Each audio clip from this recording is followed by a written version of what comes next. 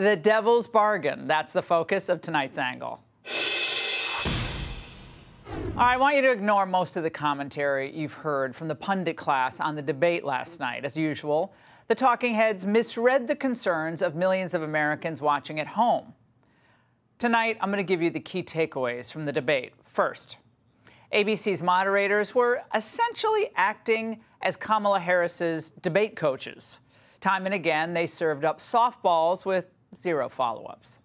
Vice President Harris, you call climate change an existential threat. What would you do to fight climate change? A really quick response here, Vice President Harris, on this notion of weaponization of the Justice Department. One of your campaign's top lawyers responded saying, "We won't let Donald Trump intimidate us. We won't let him suppress the vote."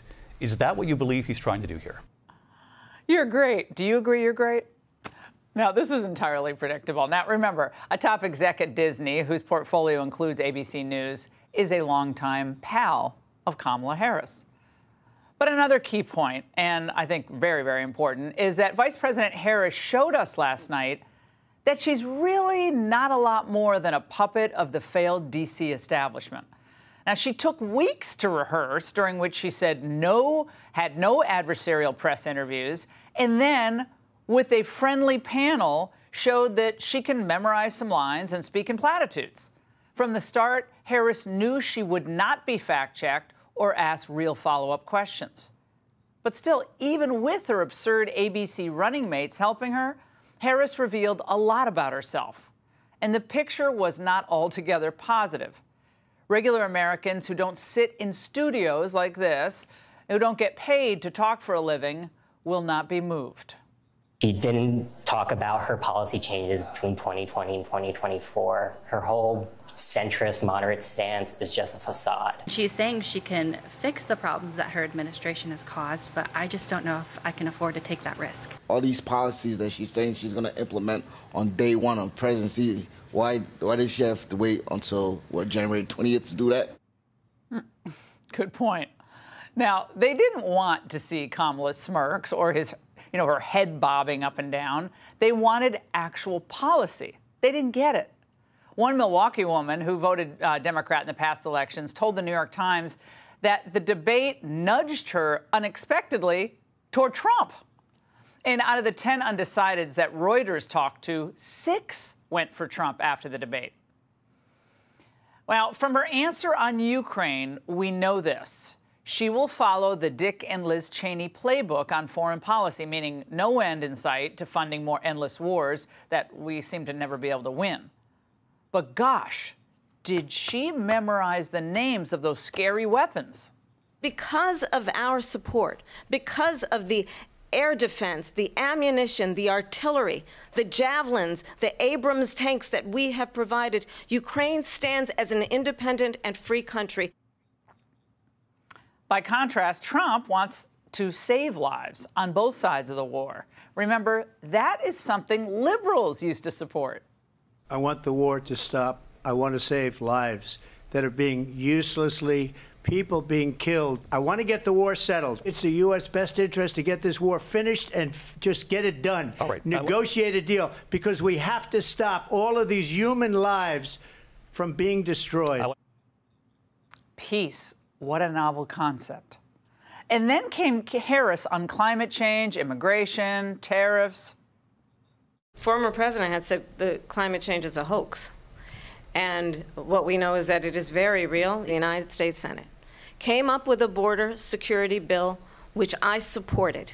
My opponent has a plan that I call the Trump's sales tax. There was a woman who helped raise us. We call her our second mother. She was a small business owner. My plan is to give a $50,000 tax deduction to start up small businesses. I imagine and have actually a plan to build what I call an opportunity economy.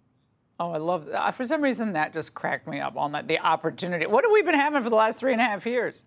Well, first of all, under Trump, the entire country was an opportunity economy. The Wall Street Journal amplified the devastating census data just released yesterday. We talked a little bit about this last night. Here's the upshot. The upshot is that real median household income remains lower than in 2019 and has barely grown since 2020. The contrast between the first 3 years of Trump and Biden presidencies is striking. The Trump tax reform and deregulation boosted growth, which resulted in a tighter labor market and rising wages without fueling inflation. Boom. Facts. He produced results, she produces decline. And if she's elected, it'll be more of what we've already seen. More inflationary spending, more manufacturing jobs lost, more migrants flooding in, lower wages for American workers. In other words, on key domestic issues, Harris will be no different than the nightmare of Nancy Pelosi, Chuck Schumer, and Joe Biden, what we've been dealing with.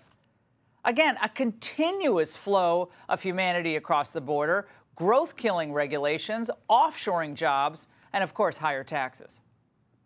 And finally, Americans who didn't know her radical views heard them last night for the very first time. She wants to do transgender operations on illegal aliens that are in prison. This is a radical left liberal that would do this. She wants to confiscate your guns, and she will never allow fracking in Pennsylvania. Private medical insurance, that's another thing she doesn't want to. She wants everybody to be on government insurance where you wait 6 months for an operation that you need immediately. President. My values have not changed, and I'm going to discuss every one of at least every point that you've made. At least but I'm not getting back to that. She never did explain her flip-flops, and of course, the fake moderators never pressed her. However, from this, we can assume that she is still the same extremist she's been her entire life on social issues.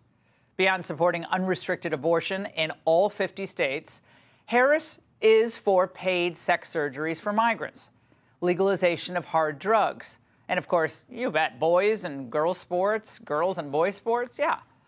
It's all highly unpopular with working class Americans of all backgrounds.